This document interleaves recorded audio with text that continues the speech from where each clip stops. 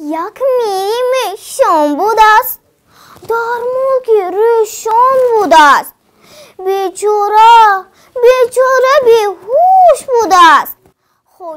فرشتمان بکوت در صنف سیوم تحصیل میکند. او زاده دهه عجم جماعت دهاتی به نام اکرم حسنوف نوحیه شهر نو که اشتراکچی این آزمون بود امسال نیز آمادگی دارد.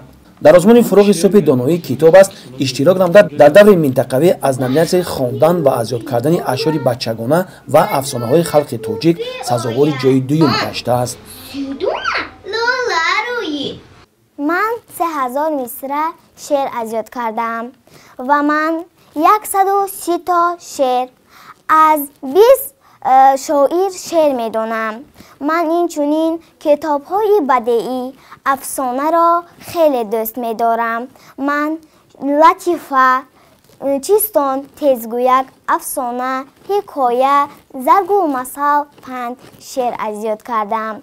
من اینچنین لطیفه 150 تا، چیستان باشد 120 تا، تزگویک 110 تا و زرگ و مثل 100 تا. قهرمان دیگری ما اشتراکچی آزمون فروغ صبح دانایی کتاب است سهراب جان رضایف می باشد که او در نامیناسیون خواندن و از یاد کردن اشعار بچگانه و افسانه های خلق تاجیک اشتراک نموده است. هرچند پیشتر در آزمون اشتراک نموده جای نمایان نگرفته باشد هم راه افتاده نگشته باز به آزمون امسال تیاری می بیند. این حال خواننده صنف 2 به مؤسسه تحصیلاتی میانه عمومی رقم 18 نوحیه شهر نو می باشم. با ما این خیل آزمون ها را تشکیل دادند. باید ما کتاب خوانیم. من زیاده از 100 کتاب 150 تا شعر خواندم.